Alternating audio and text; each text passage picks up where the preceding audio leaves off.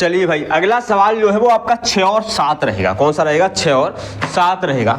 इसको हम समझते हैं 6 और 7वां सवाल वो क्या है। तो द्विघात समीकरण 2x स्क्वायर माइनस के 4x और प्लस 1 बराबर 0 के मूल क्या हैं? ठीक है, मूल क्या है, यानी मूलों की प्रकृति पूछ रखा है। चेक करेंगे यहाँ पर। हाँ, मूलों की प्रकृति आपसे पूछ रखी है। ठीक है, मूलों की आपकी प्रकृति पूछ रखी है कि मूल जो वो किस तरीके से होंगे। तो मूलों की प्रकृति के लिए आपको क्या करना पड़ेगा, यहाँ पर विविधकर जो है वो आपको पता होना चाहिए। फॉर्मूला वो हम निकालेंगे। विविधकर क्या है तो देखिए ABC, तो फिर ABC की बात हो गई। चलिए A क्या है? A आपका ये हो गया, ये हो गया आपका B, ये हो गया आपका C। ठीक है, इतना हो गया। अब हमको क्या करना है भाई, हमको जो है यहीं से हमको जो है D बराबर B स्क्वायर माइनस के 4AC लगा देना है। लगा दिया। ठीक है, B कितना है? -4 का स्क्वायर माइनस 4। A कितना है आपका? A जो है वो आपका 2 है। C कितना है? C हमारा 1 है। ठीक है, ये हो गया 4 चौक 16, ये हो गया 4 चौक 16 और ये 4 दूना कितना हो गया? 8, 8 एकम 8, ये कितना बचा आपका? 8। दोबारा से सुन लो। तो क्या हुआ कि भाई जो B है उसका वैल्यू हमने -4 लगा दिया। 4 आपका जो A है वो आपका 2 है और C कितना? 1 है। तो 4 दूना 8 एकम 8, तो 16 से 8 गया, कितना बचा? 8। अब ये कैसी है? ये जो है 0 से बड़ी वैल्यू है, माने कैसा है? धनात्मक है। कैसी है? धनात्मक। यदि धनात्मक आ जाए, यदि जो है D जो है वो कैसी आ जाए? आपकी धनात्मक आ जाए, यानी विविधकर का मान जो है वो धनात्मक आ जाए, तो 2 असमान वास्तविक मूल होंगे। 2 असमान वास्तविक मूल होंगे। ध्यान रखना है, कैसे होंगे? 2 असमान वास्तविक मूल होंगे। यही आपका क्या रखा हो कि भाई ये अगर माइनस का आ जाता तो मूलों का अस्तित्व नहीं होता। ठीक है, या हम कहते हैं कि मूल जो है वो वास्तविक नहीं होंगे, यानी काल्पनिक होंगे। यदि यहाँ पर -8 आ जाते तो, और यदि यहाँ बाई चांस 0 आ जाता तब, तो 0 आने की स्थिति में कह देते कि 2 समान वास्तविक मूल होंगे।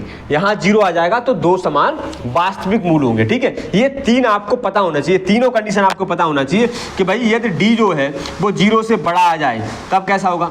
यदि D 0 से बड़ा आ जाए यानी कि धनात्मक आ जाए तब क्या होगा? 2 असमान और वास्तविक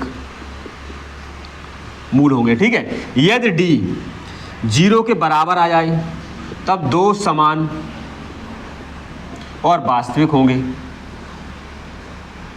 ठीक है, यदि D बराबर जो है वो माइनस का आ जाए, यानी कि D जो है वो आपका 0 से कैसा आ जाए? छोटा आ जाए, यानी कि माइनस का आ जाएगा, ऋणात्मक।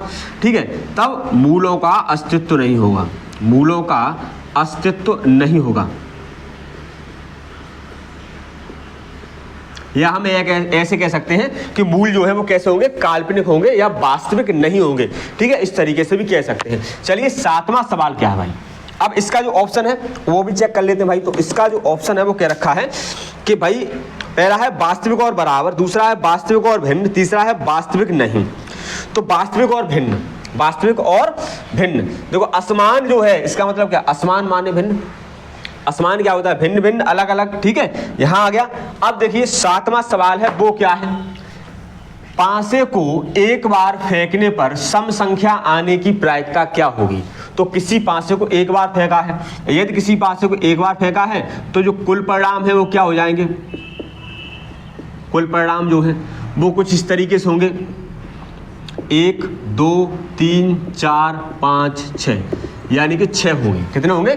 6।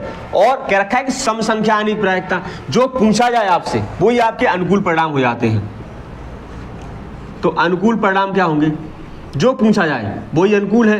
तो चलिए अनुकूल परिणाम क्या है? सम संख्या की बात हो रही है, तो सम संख्या जो है वो आपकी क्या होंगी? वो आपकी होगी 2 4 6, यानी 3 होगी। कितनी होगी? 3 होगी। ठीक है, यहां तक आ गया। अब आपको प्रायिकता जो है वो निकालनी है कि भाई सम संख्या आने की प्रायिकता, तब अनुकूल परिणाम बटे कुल परिणाम, अनुकूल बटे कुल। ठीक है, ध्यान रखना है, अनुकूल बटे कुल परिणाम। अब अनुकूल कितना है, अनुकूल है 3, कुल कितना आपका 6, तो 3 एकम 3, 3 दूना 6, 1/2 आपका आंसर हो जाएगा। कितना हो जाएगा, 1/2 आपका आंसर हो जाएगा। तो इसका जो है ऑप्शन पहला ही सही हो जाएगा, 1/2 क्या रखा, 1/2, 1/3, 1/6, 5/6, तो ये हो जाएगा आपका 1/2, यानी कि ए वाला ऑप्शन इसमें जो है 1/2 वही वाला आपका सही हो जाएगा। चलिए इसको नोट कर लो, 8वां सवाल करना है, जल्दी से नोट कर लो।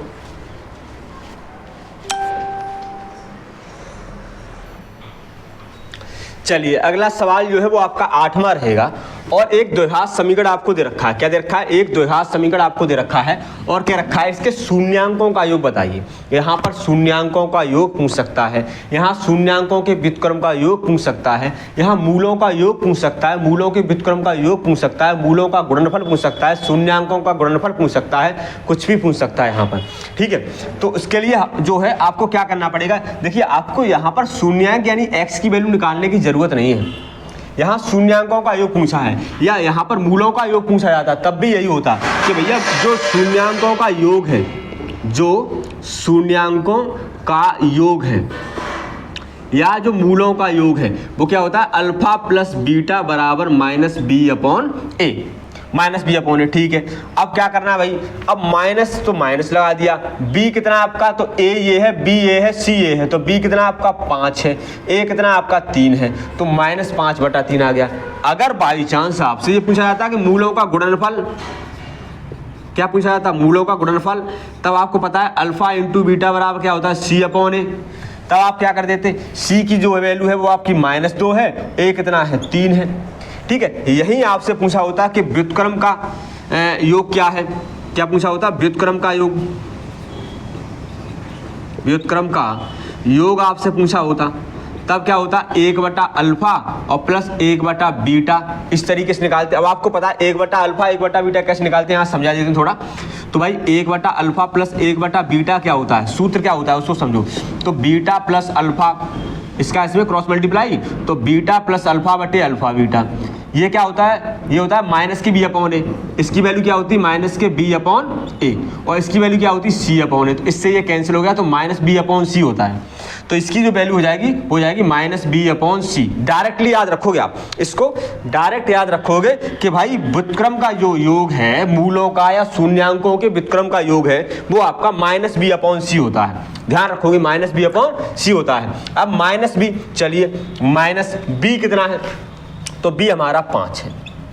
ठीक है, फिर c कितना है, c हमारा जो है -2 है और -2 जब हम यहाँ लगाएंगे तो माइनस से माइनस कैंसिल, यानी 5/2 इसका आंसर हो जाएगा। ठीक है, इस तरीके से भी पूछ लेता है, इसमें आपका कोई डाउट नहीं होना चाहिए। बहुत ही इंपॉर्टेंट ये तीनों तथ्य रहेंगे, तीनों सवाल जो है वो रहेंगे।